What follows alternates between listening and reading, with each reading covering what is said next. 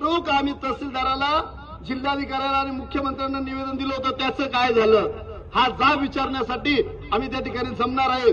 आणि तरीही कारवाई नाही झाली तर 15 ऑगस्ट 2027ला साधू संत आदेश देतील आणि आमच्या गोमातेच्या रक्षणासाठी आम्ही कोणत्या प्रकारचं आंदोलन करू ते साधू संतांचे आशीर्वाद आणि त्यांचं मार्गदर्शन आम्हाला सांगेल. त्यावेळेला सरकारने आम्हाला थांबवायचं असेल तर थांबून घ्यावं आणि गोमातेचे ते तात्काळ बंद करावी. त्याचं पहिलं पाऊल आम्ही टाकलेलं आहे. पहिल्या पाऊलाच्या माध्यमातून आम्ही सरकारला आव्हान देतोय, सरकारने गोमातेची हत्या त्वरित थांबवावी आणि आम्हाला सगळ्यांना आमच्या गोमातेला न्याय मिळवून द्यावा. जर आम्हाला न्याय नाही मिळाला तर आम्ही साधू संतांच्या मार्गदर्शनाखाली टप्प्याटप्प्यामध्ये 15 ऑगस्ट 2027 ची वाट पाहतोय आणि 15 ऑगस्ट 2027ला या देशामध्ये आमच्या भावनेचा उद्रेक होऊ द्यायचा नसेल तर आमच्या या मागण्यांचा विचार करावा, आमच्या मान्य मागण्या करावा आणि गोमातेला राष्ट्रमातेचा दर्जा देऊन गोमातेची हत्या 100% बंद करावी. असा आवाहन आज आपण गो सन्मान आवाहन अभियान समितीच्या माध्यमातून आपल्या सर्व मालेगावातील गोभक्त, साधू संत, गोरक्षक, गोप्रेमी यांच्या माध्यमातून करत आहोत. जय श्रीराम, जय हिंदू राष्ट्र. म्हणून साधू संतांनी ठरवलं की आम्ही संविधानिक मार्गाने प्रभू श्रीरामचंद्रांचं नाव घेऊ, रामकृष्ण हरीचा नामजप करू, भजन संकीर्तन करू आणि भजन संकीर्तन करत करत इथल्या सरकारला जाणीव करून देऊ का आता गोमातेची हत्या थांबली पाहिजे. याच्यासाठी आज आपण निवेदन दिलेलं आहे साधू संतांच्या माध्यमातून आणि या निवेदनाच्या माध्यमातून आपण मागणी केली आहे की गायला जसा महाराष्ट्र सरकारने राज्यमातेचा दर्जा दिला तसाच गायला केंद्रीय स्तरावर राष्ट्रमातेचा दर्जा देण्यात यावा आणि एक कठोर कायदा, अशा प्रकारचा कठोर कायदा या देशामध्ये तयार व्हावा का गायची हत्या करण्याचं सोडा पण गायच्या नखाची दुखापत करण्याची सुद्धा कोणाची हिंमत झाली नाही पाहिजे. अशी मागणी आपण असल्या या निवेदनाच्या माध्यमातून साधू संतांच्या आशीर्वादाने सरकारकडे करतोय.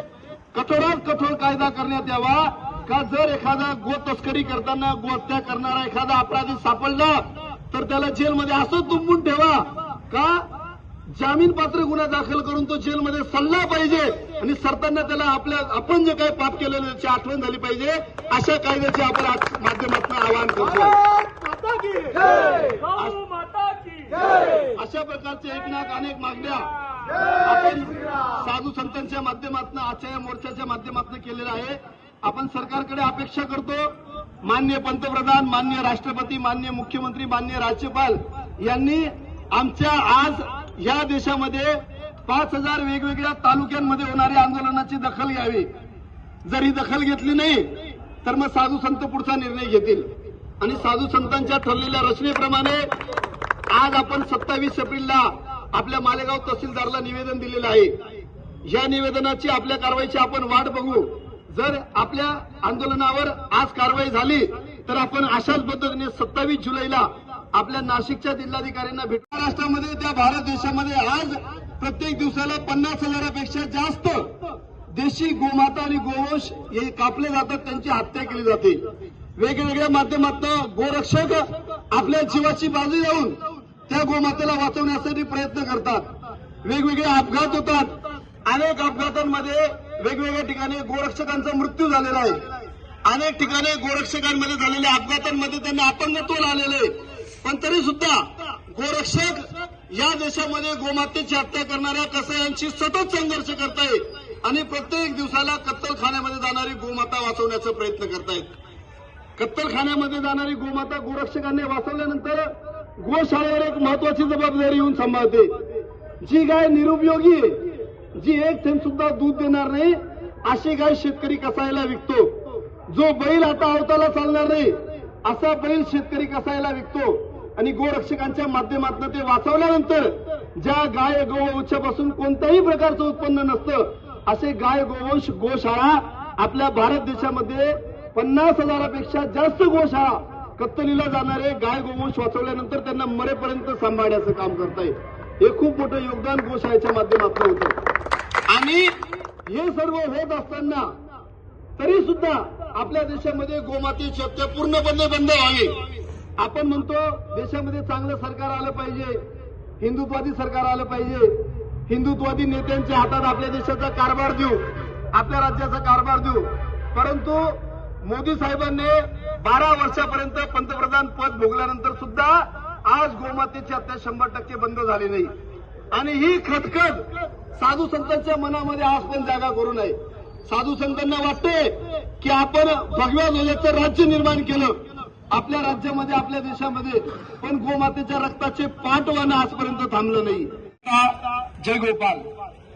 मालेगाव परिसरातील या ठिकाणी उपस्थित असलेल्या गोप्रेमी, गोरक्षक हिंदू बांधवांनो, आपल्याला सर्वांना माहिती आहे की आज आपल्या भारत देशामधील 28 राज्यांमध्ये आणि 6 केंद्रशासित प्रदेशांमध्ये असं एकूण प्रकारे 36 प्रांतांमध्ये 780 जिल्ह्यांमध्ये आणि 5000 पेक्षा जास्त तहसील कार्यालयामध्ये आपण आजचं अभियान राबवतोय. ज्या अभियानाच्या माध्यमातून आपण या ठिकाणी जमलेलो आहोत.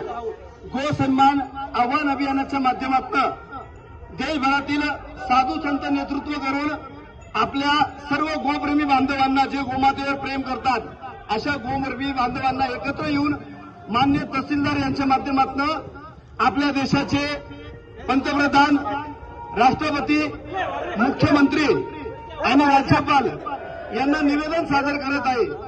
आणि या निवेदनाच्या माध्यमातून आपण आपली जी गोमाता आहे, जिला आपल्या हिंदू धर्मामध्ये एक अनन्यसाधारण असं महत्व आहे, त्या गोमातेला आपल्या भारत देशामध्ये राज्यमातेचा दर्जा मिळावा. आणि जो भारत देश, ज्या भारत देशामध्ये प्रभू श्रीरामचंद्राने जन्म घेतला, भगवान श्रीकृष्णाने जन्म घेतला, ज्या महाराष्ट्रामध्ये छत्रपती शिवाजी महाराज आणि धर्मवीर संभाजी महाराजांसारखे योद्धे होऊन गेले, त्याच महाराष्ट्रामध्ये, त्या भारत देशामध्ये आज प्रत्येक दिवसाला 50,000पेक्षा जास्त देशी गोमाता आणि गोवंश हे कापले जातात. रचनेप्रमाणे आज आपण 27 एप्रिलला आपल्या मालेगाव तहसीलदारला निवेदन दिलेलं आहे. या निवेदनाची, आपल्या कारवाईची आपण वाट बघू. जर आपल्या आंदोलनावर आज कारवाई झाली तर आपण अशाच पद्धतीने 27 जुलैला आपल्या नाशिकच्या जिल्हाधिकाऱ्यांना भेटून त्यांना धन्यवाद देऊ. जर नाही कारवाई झाली तर आम्ही जे निवेदन दिलंय आजच्या तारखेला 24 एप्रिलला, त्याची आठवण त्यांना 27 जुलैला करून देऊ. पण 27 जुलैला पण आमच्या निवेदनावर जर कारवाई झाली तर ऑक्टोबर महिन्यामध्ये आम्ही माननीय मुख्यमंत्री साहेबांना भेटू, त्यांना धन्यवाद व्यक्त करून निवेदनाच्या माध्यमातून. आणि जर आमच्या या दोघं निवेदनांची दखल नाही घेतली गेली तर मग 27 ऑक्टोबर 2026ला आम्ही मुंबईला जाणार आणि मुख्यमंत्र्यांना विचारणार, मुख्यमंत्री साहेब आमच्या मागणीचं काय झालं. आणि जरी सरकारने जर कारवाई केली तर आम्ही परत 27 फेब्रुवारी 2027ला दिल्लीमध्ये सर्व गोरक्षक जम्मू देशातले सरकारचं अभिनंदन करू. आणि सरकारने काम नाही केलं तर सरकारला विचारू का आम्ही तहसीलदाराला